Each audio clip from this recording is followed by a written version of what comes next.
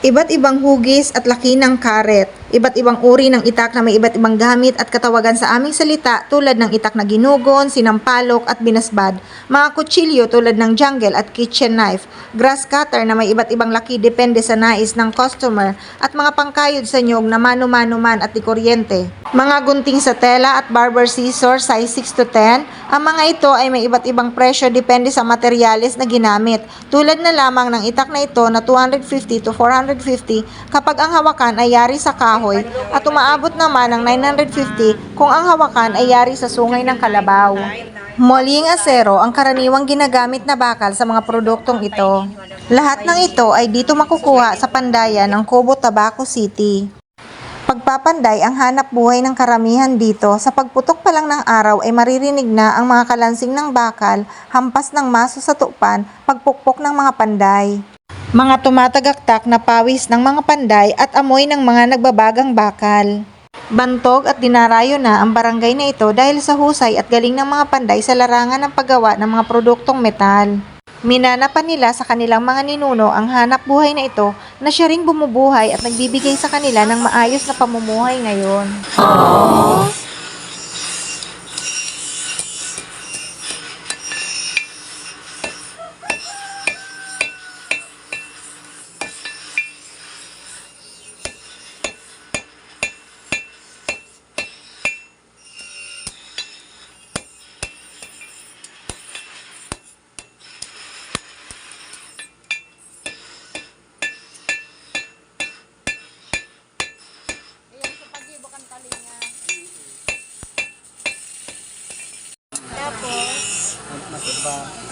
Ba sa kalayo.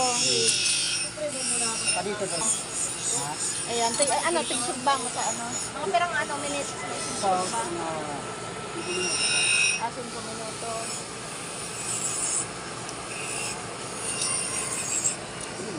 Ayan, papalabaon mo na.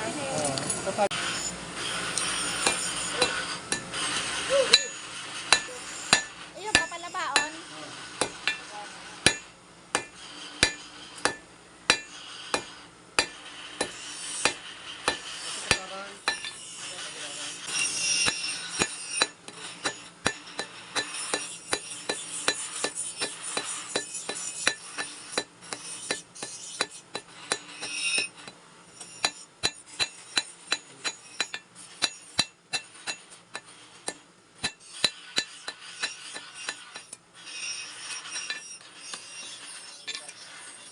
Itong pamamaraan na ito ay ang pagpapakinis, pagpapakintab, pagpapaputi at paghahasa.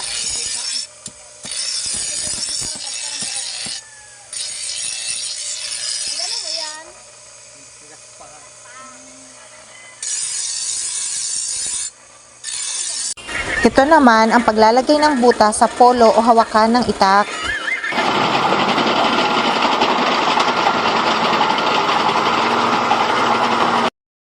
Ang tawag sa amin nito ay pagpupolo o paglalagay ng hawakan. Pinagbabaga ang dulong bahagi para mapatulis at madaling maitusok sa kahoy. Kuya mo, may isa may nagkatara? Ayan, tigahanap. Okay, sige. Aray, kami.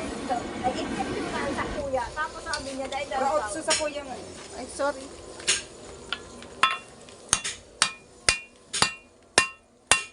Ano kapag sa kuya kang pagigibo mo sabi?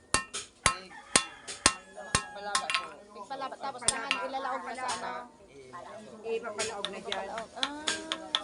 Dapat may baga siya. Okay, so paano siya magiging fix dyan? Dahil mo nag-ikakikakag na mga epoxy yun ah. Anong kahoy tabi ang tiggagamit ninda? Pilig na kahoy. Saan man din nakukuha? Sa bulog. May nagdadarakan sa ino dito. Mahamuto ng ang ano niya, ang parong kang aso. Ano, nararahi ka mo ka? Ano nasisipon? Oh.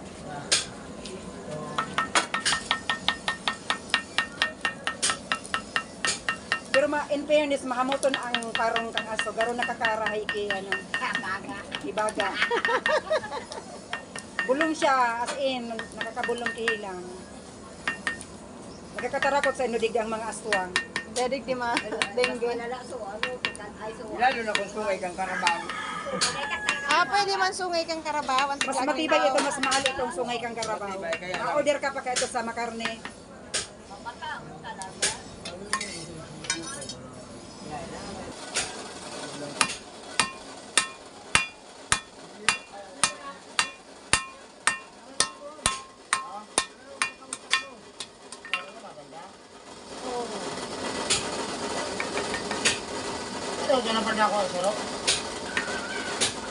Mga makatulong bisis na pig-utro kasi dahil nakakalaog ang bakal dyan sa laog kang polo.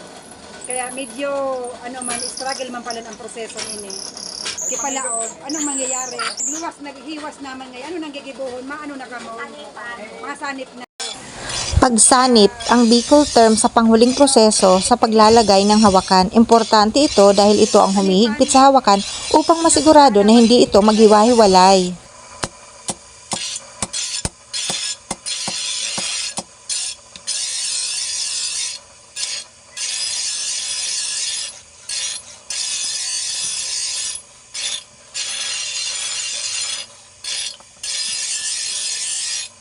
Hindi birong gawain ang pagiging isang panday, sapat na lakas, diskarte, at tamang teknik para makabuo ng isang kapaki-pakinabang na produkto.